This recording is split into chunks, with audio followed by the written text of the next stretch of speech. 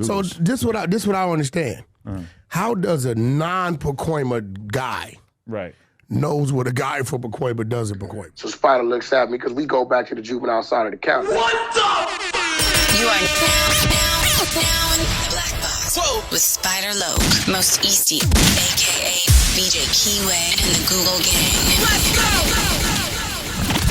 Listen. Cheetah. Gratitude is the attitude. Show is a blessing. To be back in the Black Box.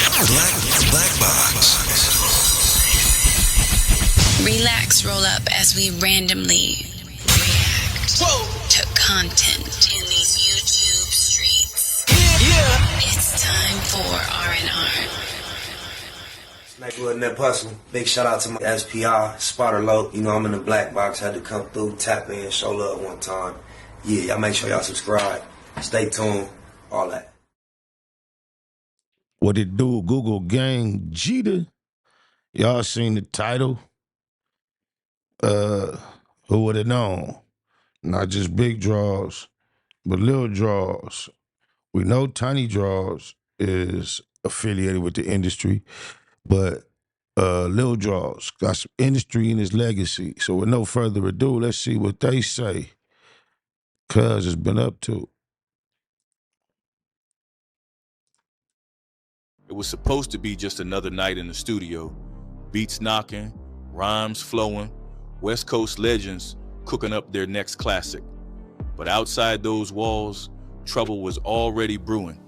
By midnight, gunshots rang out, lives were turned upside down, and one man, known to a few as Lil Draws, was left bleeding on the pavement.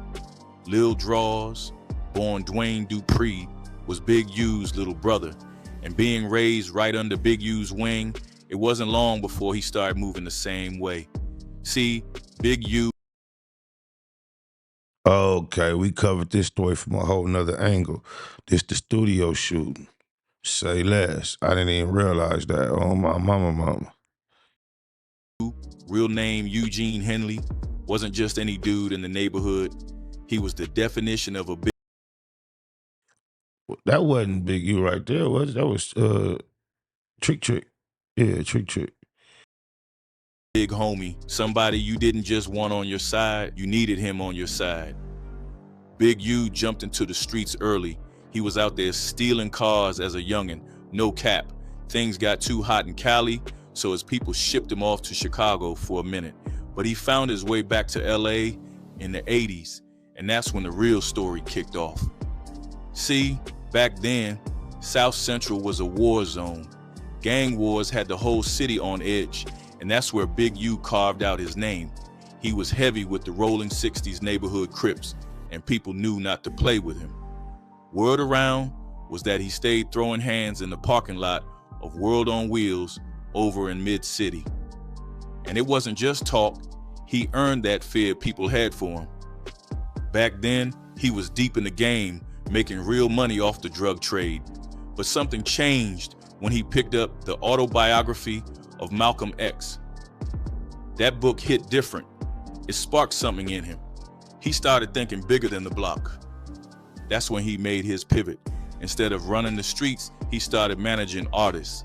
Many of them still tied to gangs, but trying to flip their lives through music. One of the first people he worked with was Kurupt. Now, Kurupt's story starts on the East Coast.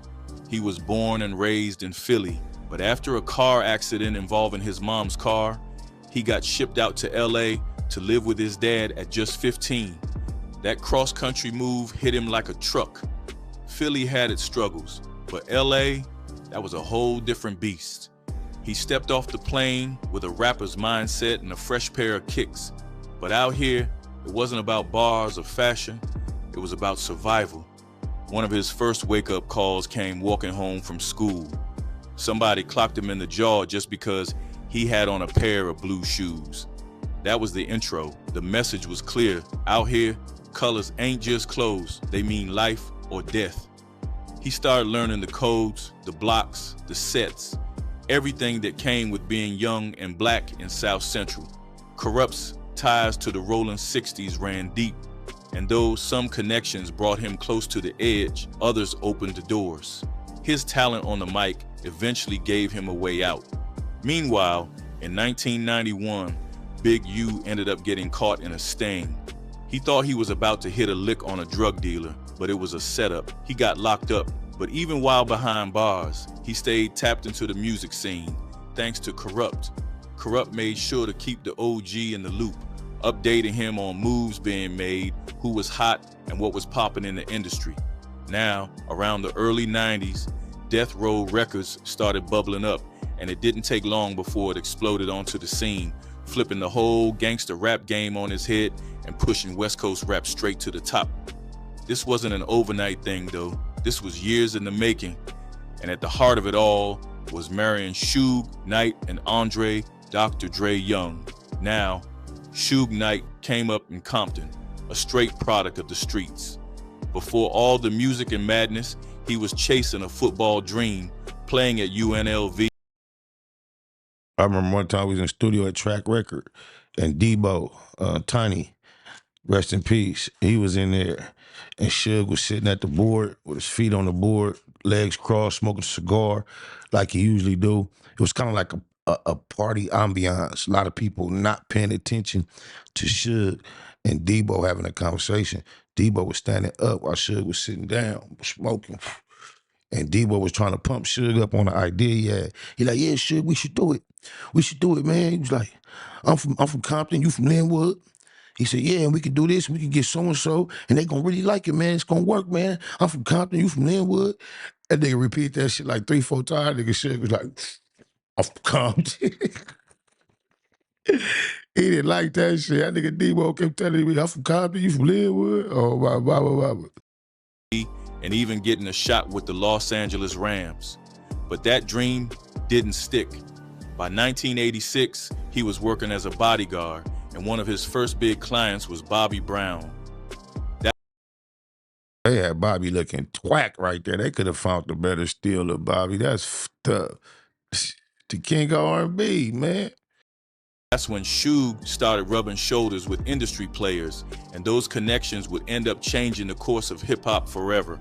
In 1990, Suge crossed paths with Dr. Dre, who was still signed to Ruthless Records, rocking with NWA. Dre, Cube, and Eazy-E had just kicked the doors down with Straight Outta Compton a couple of years earlier. But behind the scenes, things were messy. Dre was getting fed up, feeling like he wasn't being paid what he was owed. Ice Cube had already bounced over similar money issues with Jerry Heller, the label's manager. That's when Suge and the DOC got together with a lawyer and started digging into the finances. They came back to Dre with a plan: leave Ruthless, start fresh, and take control. The tricky part, getting out of those contracts. And that's where Suge's street tactics came in. Word is, Suge put serious pressure on Eazy-E, enough that Eazy ended up releasing Dre, the DOC, Michelle, and singer Jewel from their deals. With that, Suge, Dre, the DOC, and Dick Griffey got to work. At first, they wanted to name the label Future Shock, but then the idea of Death Row came up. Some say it was Future Shock sounds so much more like a record label. They was really thinking out the box with Death Row. They was thinking dark. Suge knew something we didn't know. Oh, mama, that does not sound like corporate multi-million-billion-dollar name. I mean, it does now, but ahead of time, I would have never imagined. Suge's guy, Michael Harry O. Harris, or maybe the DOC himself, who pushed the name.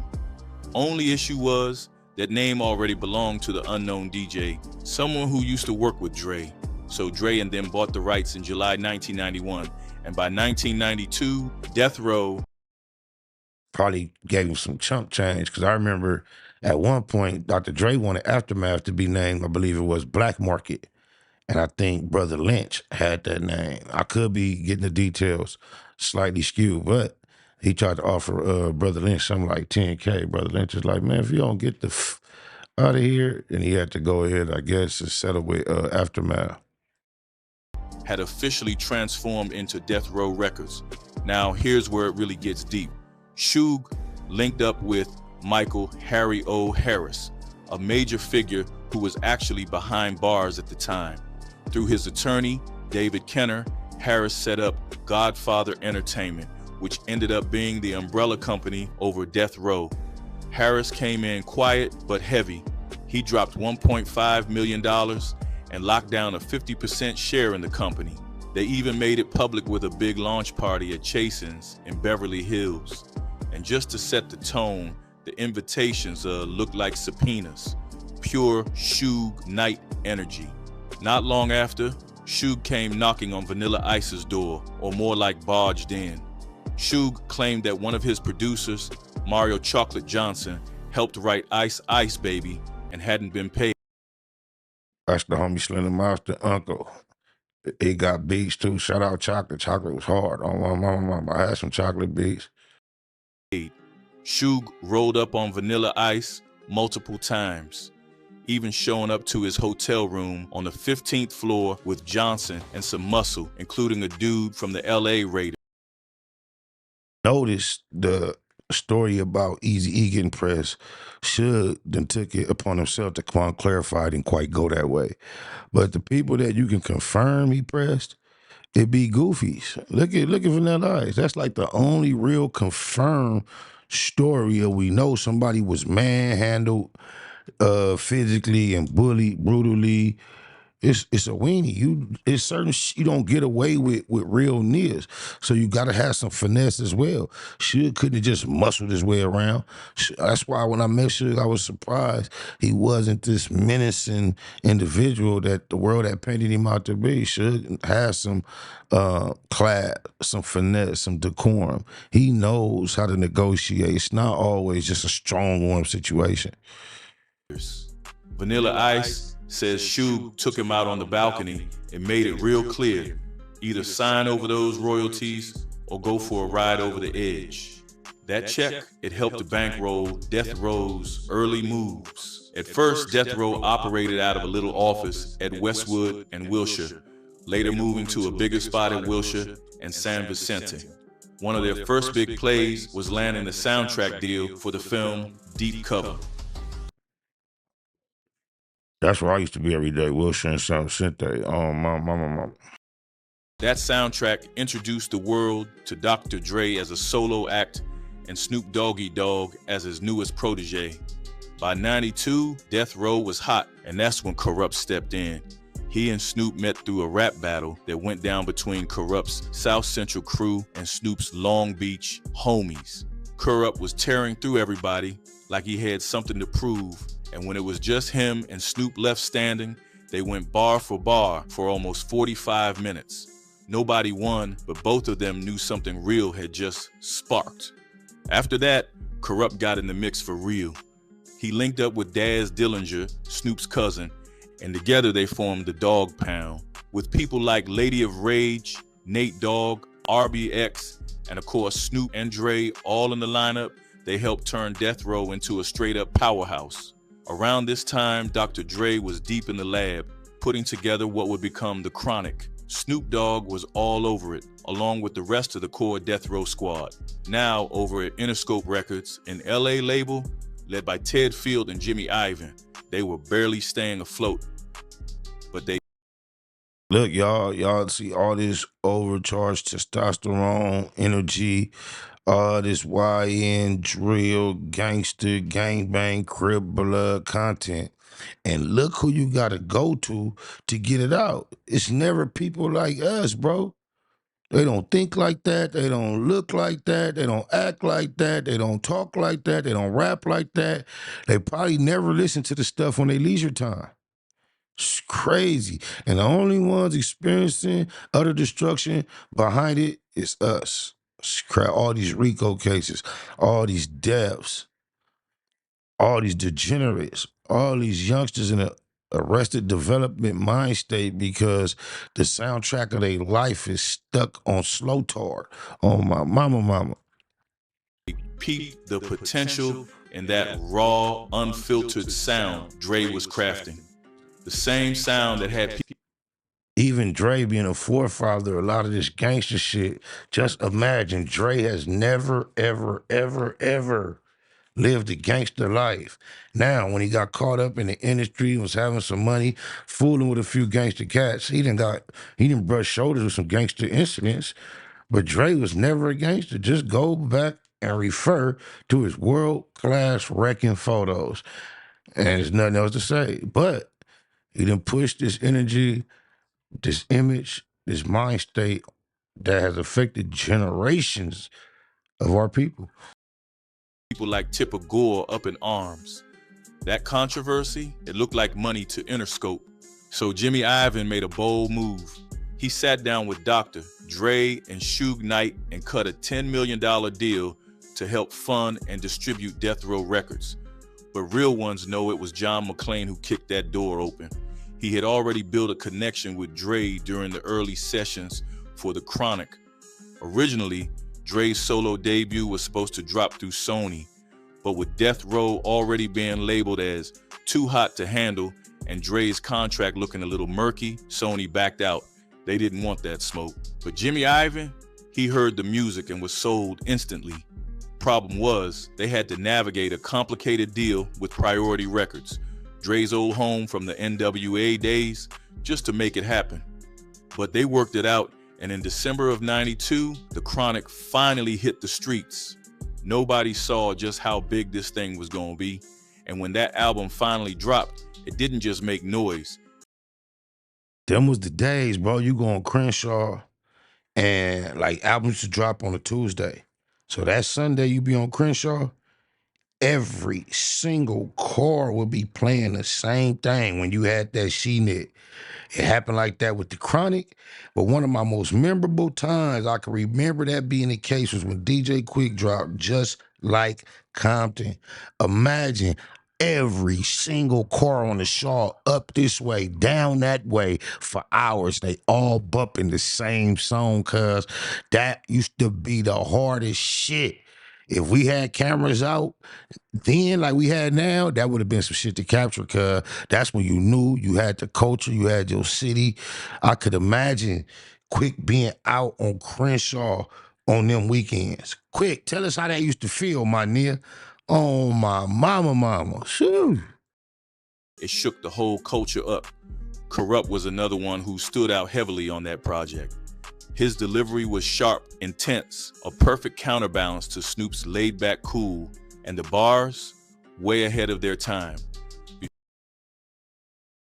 Well, if you give me 10 bitches, fuck all 10. See the homie Snoop Dogg sipping juice and gin. Don't slip. I'm for the set trip to get papers. Styles vary. Packing flavors like lifesavers. Ain't that something? Talk shit and I'm dumping. I have the whole block bumping. Don't sweat, but check the technique. I'm unique like China. You never find a bomber rhyming than this nigga behind you. So peekaboo, clear the way. I'm coming through. 1, 2, 3. You can't see me. I'm a G like that. Strapped with hit hard tactics. A fucking menace. Hoes like tennis rackets. It's on again. It's on and popping. All I see is green, so it ain't no stopping. I wanna see some panties dropping. I'm coming from LA. She used to chill with Dre up in Compton. All I ever did was use down home. Chilling my dickies, get quickies and kick flows, cut out shoes, French braids and house shoes. What that nigga say? Damn, that was the hardest one I could say. Damn, French braids and house, man. That nigga was so hard. Oh, my mama. Before Big Pun was bending syllables, Kurupt was already lacing verses with tight internal rhyme schemes that had heads doing double takes. The Chronic ended up moving 5.7 million copies in the US alone. That right there put the West Coast front and center in the rap game. And Death Row, man, they were looking like the hip-hop Avengers. You had Dre, Snoop, Daz, Kurupt, Nate Dogg, Lady of Rage, the DOC, RBX. It was stacked. Once Dre blew up off The Chronic, he didn't slow down one bit. He went straight into working on Snoop's debut, Doggy Style. That joint dropped in '93 and shot straight to the top. Not only did it keep up with The Chronic, it straight up passed it. Quadruple platinum, over 4 million sold, #1 on Billboard. With Dre. Hey, Snoop ain't looked back since. Hey, that nigga went to the top, and I don't give a phenuck what else happens since then, who do what. He ain't got to have no hits. He done had them since then, but that dude has been iconic on my mama. I don't think we seen nobody start so young, so humble, become such a gigantic idea, and maintain it, bro. Sheesh. It's like he could do no wrong. On the beats, that album gave us bangers like Gin and Juice and Who Am I? What's My Name? And just like that, Snoop was a superstar. But while Snoop's career was climbing, real life hit hard. Not long after Doggy Style dropped, he caught a murder charge. That set off alarms in the political world. People like C. Dolores Tucker and Dan Quayle, who were running for vice president at the time, started pushing hard against gangster rap. They called it violent, degrading to black women, and dangerous for society, especially with how it portrayed police. But even with all the controversy, Death Row kept applying pressure. In 1994 alone, they dropped the Above the Rim and Murder Was the Case soundtracks, and both hit big. By 1995, Death Row wasn't just hot, they were the label running hip-hop. Gangster rap was no longer just a street thing, it was mainstream and making big money. Then, that summer, Suge Knight made a move that shook the whole industry. After visiting Tupac at Clinton Correctional Facility in upstate New York, he slid down to NYC to join the Death Row Squad at the second annual Source Awards. Suge already had a reputation for being aggressive, and he lived up to it. On stage, after showing love to Tupac, he fired shots at Sean Puff Daddy Combs, who was holding down the East Coast with Bad Boy Records. Suge mocked him for always jumping in his artists' tracks and videos, then sent out an open invite. Any artist tired of that kind of energy could come to Death Row. That speech lit the flame that fueled the East Coast versus West Coast beef. And things got tense real fast. Not long after, a member of Suge Knight's crew was shot and killed. Puff Daddy denied having anything to do with it, and to this day, nobody's been held accountable for it. After the shooting, Suge went back to visit Tupac in prison and came with $1.4 million to post bail. That move changed everything. Tupac signed to Death Row on a deal that was literally scribbled on a piece of toilet paper. What came next was All Eyes on Me. Back then, everybody used to say Tupac signed the deal with the devil. They made sure, when I was preparing to meet Suge, I thought I was meeting a whole nother cold muff, because I was preconditioned to have a idea about him shaped through the media, like everybody else.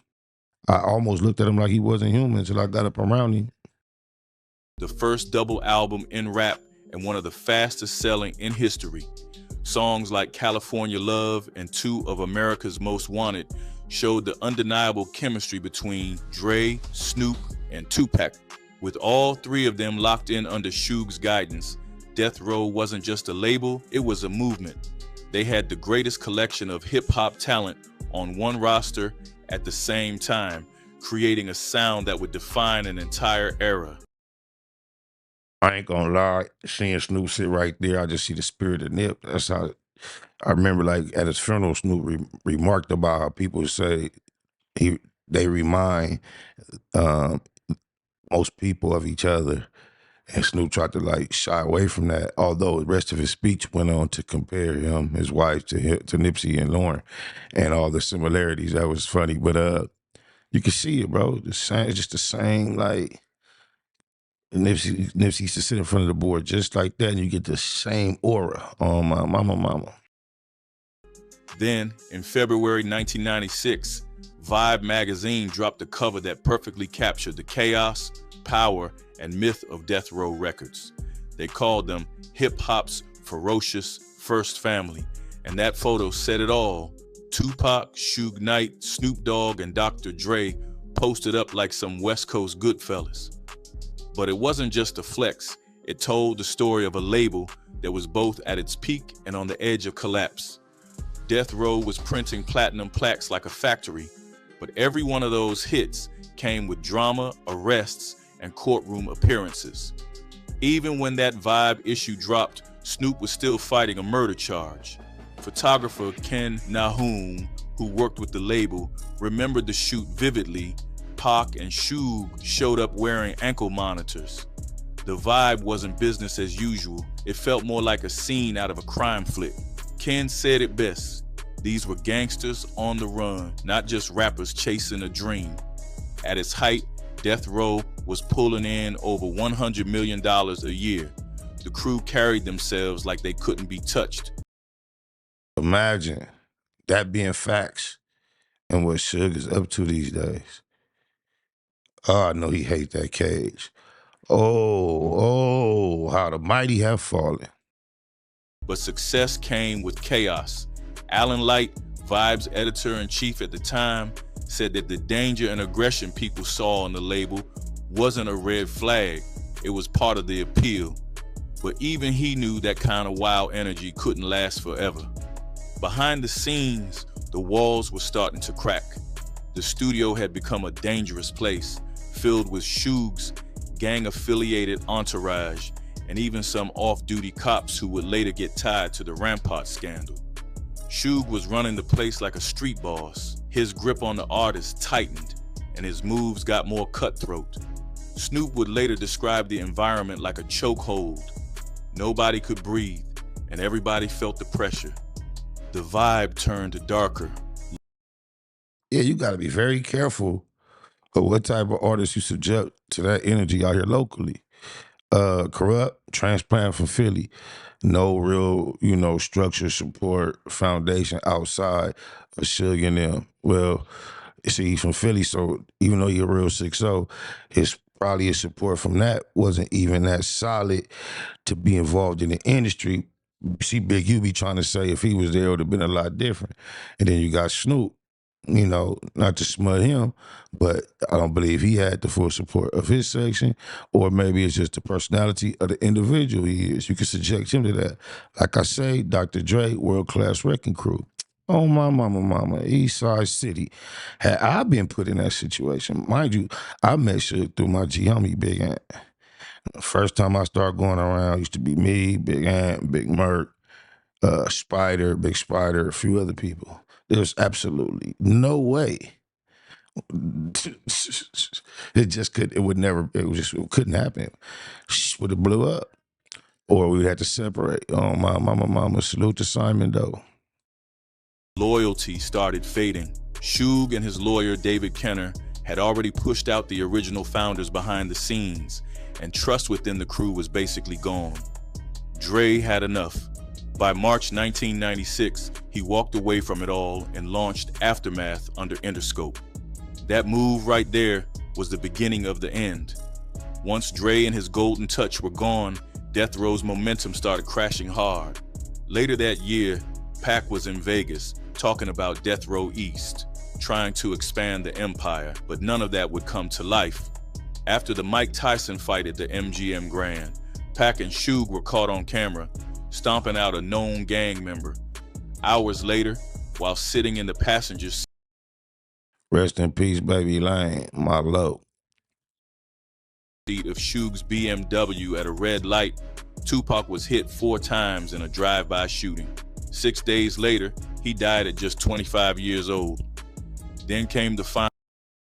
Just imagine, y'all, I used to with Suge, and then they claim, I don't believe it, they claim one of my partners, Baby Lane, killed Tupac. Boy, I be tied into some shit from way around the corner sometimes. 6 degrees of separation is real. Oh, my mama. Maybe it's a baby thing. I grew up, I used to fuck the row. It's a crazy thing, because I grew up with Baby Lane. I was born in Compton with an MC's fate. Get more love for track news than MCA and the CPT, like a CC rider, but this ECG, I'm the BG Spider. Final nail. On February 28, 1997, Suge was sentenced to 9 years for a parole violation tied to that MGM Grand incident. That shook the whole foundation. Suge got that time for one kick, basically. It was a melee. Baby Lane was on the bottom. Suge put his foot on him, he kicked. Just think, the no jumper Fed quarters attempted murder on Jay Reed's life started with one kick by none other than Ho No Hunted, Cash McElroy Officer Jones. And he is now finally sitting at the gate of having an opportunity to walk in Suge Knight's shoes for real. He might actually get a chance to do something in the path of Suge, following him as hard as he's been trying to be like Suge. He finally may have mimicked one of Suge's moves and did a kick that might cost him his freedom. Stay tuned. Let's see if he finally gets his Suge Knight moment. Oh, blah. Go back the way, dropping their distribution deal. Suge's power started slipping fast, and one by one, the artists dipped. Nate Dogg left, followed by Snoop and Kurupt. After Kurupt dipped from Death Row, he slid over to A&M Records and kicked off his label, Antra. That's where he dropped his double album, Corruption. Now, critics didn't really... I'm on that, I think, no. Well, we got a record, me, him, and Eastwood called Bullshit and Nonsense. It's on one of them Kurupt projects. Shout out Gotti and Woodrow on my mama. Show it much love, but the project had some heat, and more importantly, it proved Kurupt was standing on his own too. He wasn't moving to Suge Knight's beat anymore. He was the one in control, calling the shots, doing things his way. But while he was locked in with Daz, cooking up his next joint, The Streets Is a Mother, things took a wild turn real quick. It was October 1999, late night, and Kurupt and his people were up at Echo Sound's music studio in Atwater Village. They were deep in the creative zone, finishing touches on the album, building that raw West Coast sound.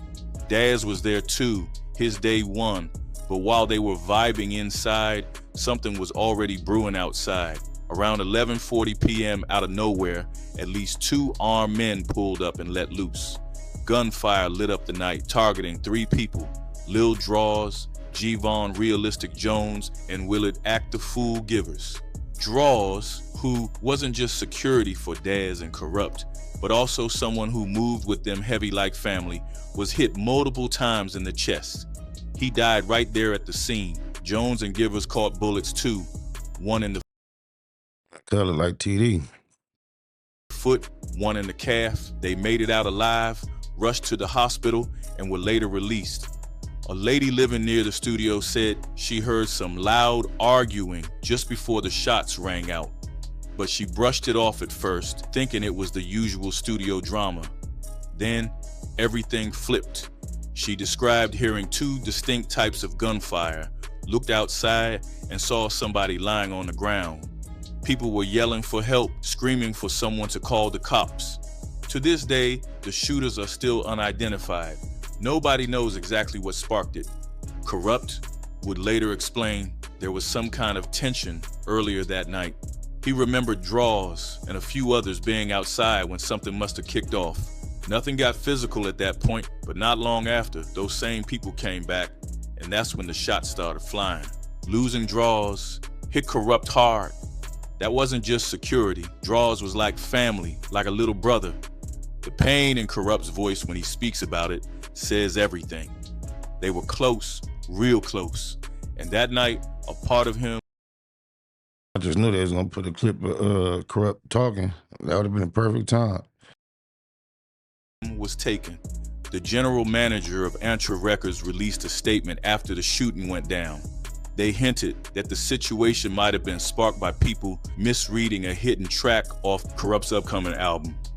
Now the track in question, no doubt it was calling out names, a record where Kurupt didn't just throw jabs, he aired people out.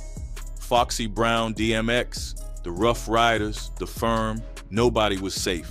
The label ended their statement saying beef should be handled through lyrics, not violence, and expressed their sadness over the loss of life. Now, let's rewind a little. He sure went the long way, the long journey to get to that punchline. Rest in peace to Lil Draws, though. Like what? Before Foxy Brown dropped her Il Na Na album in '96, she and Kurupt were actually engaged. Dude had moved out west from Philly and fell hard for her. But things started looking funny when Kurupt began hearing whispers about Foxy and her label mate DMX getting too close. Then in '99, Foxy dropped a track called Dog and A Fox with 50 say I'm a rob Fox for the rock corrupt cop. DMX on her China Doll album, and that was basically the last straw. Kurupt ended the engagement and fired back with calling out names. That track was straight venom. He came at DMX directly, calling him out by saying the only X he recognized was Xzibit and RBX. He even accused DMX of trying to steal his girl and added that they could both have her. That kind of heat had people shook, especially with the raw West Coast production from Fred Wreck behind it. Kurupt kept it real. A white boy, it's crazy. You would have never thought so many. Beautiful World, white boy. My boy,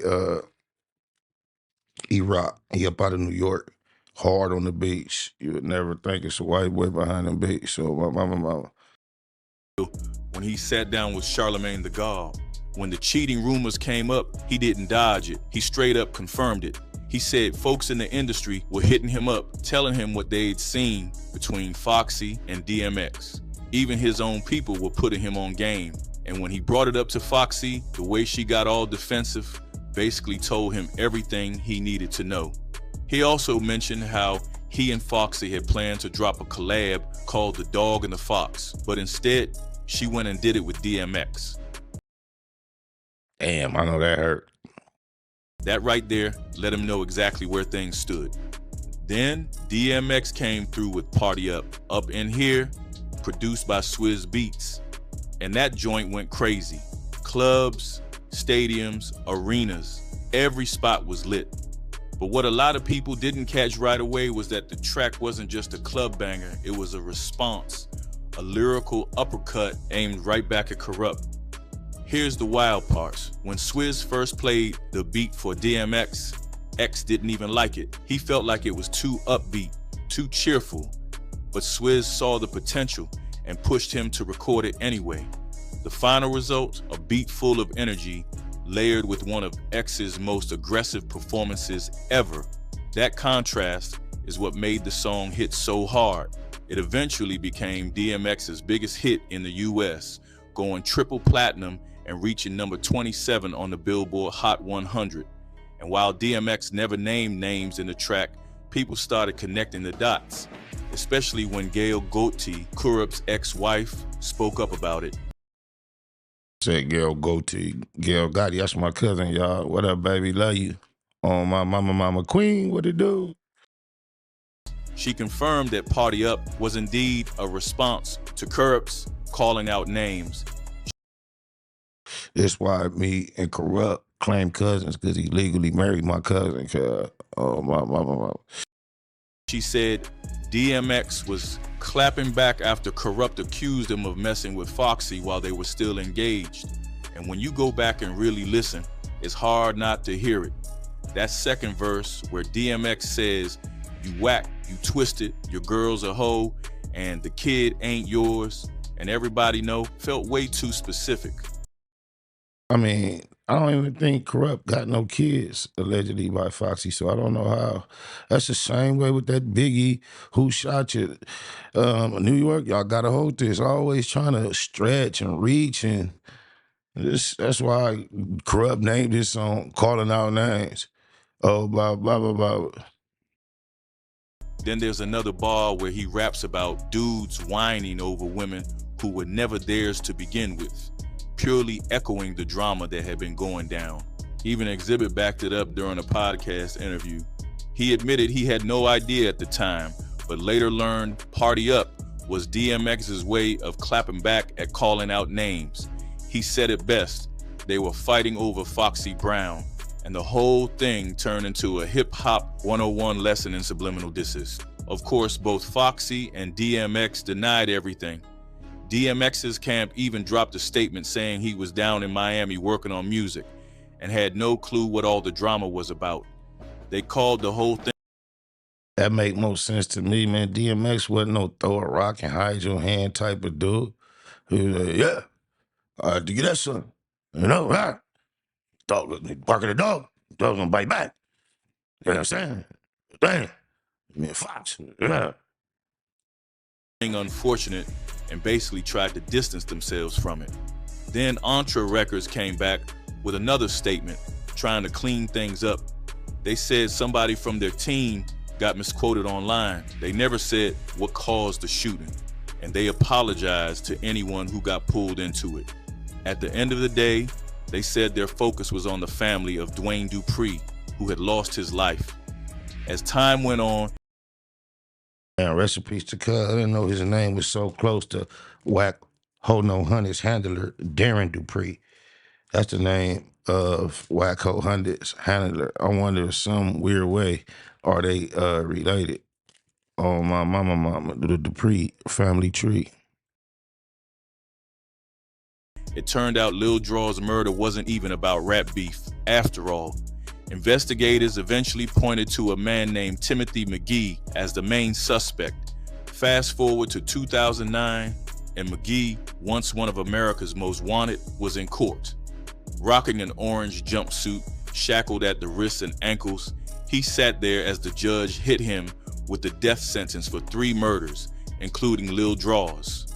I'm the one setting precedents everywhere. Now I'm feeling like I made it. I'm looking up. All my friends are mostly entertainers. I still got street friends, don't get me wrong, but all my friends, I'm in the entertainment door. I'm in that realm now. Now I'm finna start making a lot of legitimate money.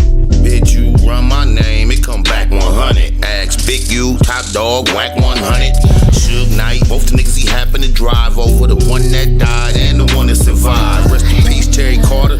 What up, Bone? It's the perfect type of beef for me to nut up on. Used to holler at the plug like, what up, Holmes? Cop 9 zones, go home and cut up stones. No extras on nothing, just saying what I say. From Compton and LA, ask Cam with a K.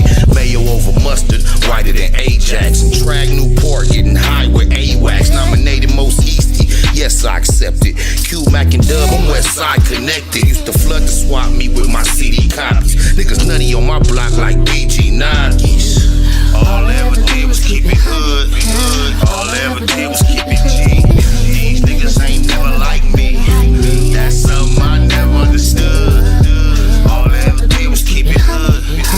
All I ever did was keep it G. These niggas ain't nothing like me. That's something I always understood. Family first, nothing over or equal to them. Love my folks from the turf and my peoples from Brim. Industry-wise, the realest from the past to me actually has to be Master P. Keep it a Google, only way I know how to do things. Tour with TD Boy before he had 2 chains. In Georgia with Jeezy and the CTE, or the son of Easy E and the CPT. Put Jake Passion on the mic like I'm giving a speech. Spent weeks on South Beach politicking with me. Chicks used to think I was banging with a decent group, till they left the low hanging when I beef with Snoop. Never sneak this and just speaking the truth. When you shoot from the soul, it gets deep in the booth. I'm a legendary native like CJ Mack. Never left, but tell them haters that the keyway cack. All I ever did was keep it hood. All I ever did was keep it G. These niggas ain't never like me. That's something I never understood. All I ever did was keep it hood. All I ever did was keep it G. These niggas ain't nothing like me. That's something I always understood. Call me crazy, or maybe it's a baby thing. Baby Spider, baby Drayline, baby Lane. New Orlando before Burris war with Glencoe. Fuck with slow bugs, but his name was Winslow. Shared a cell with Chris Lighty, got blunted with Fab. Now no one damn near had to run it with Zab. That nigga Puto couldn't do nothing but laugh. Like you a fool, sticking moves, stay up under the jab. Grab a bag of that gag for $1,200 a half. Fuck the world on my handicapped brother's behalf. Hit the road and wear it out for a month and a half. Counting cash, I don't care about nothing but math. Usually I'm all alone with a gun in the lab. Like you should leave me alone, I don't wanna collab. Number 1 in my class, I've been good crip. Run long and not fast like in hood nip. All I ever did was keep it hood. All I ever did was keep it G. These niggas ain't never like me. That's something I never understood. All I ever did was keep it hood. All I ever did was keep it G. These niggas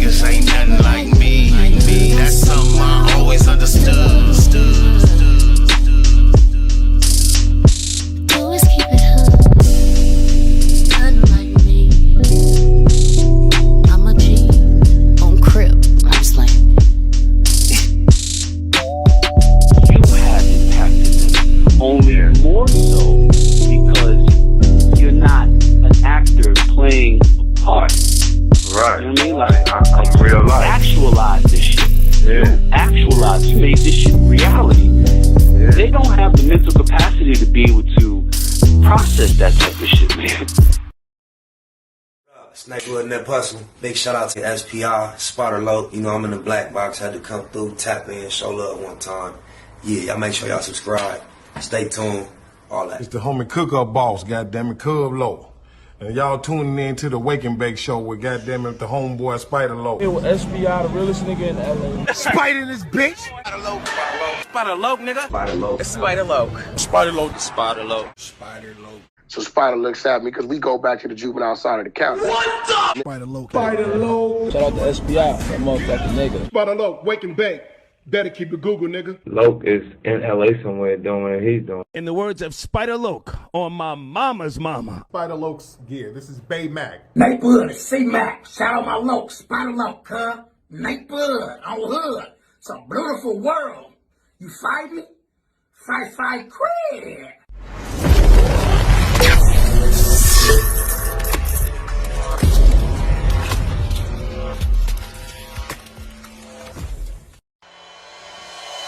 Point blank, do no subliminal dissing.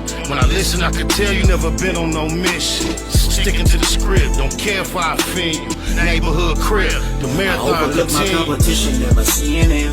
I done trained my mind that I'm going.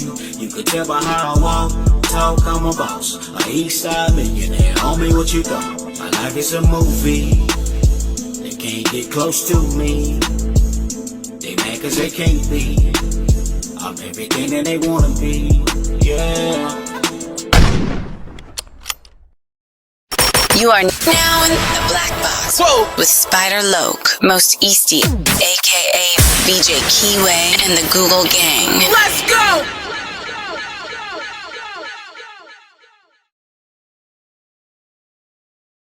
Before you bounce, hit that video on your screen. That's another good one. YouTube said you're gonna love it on my mama.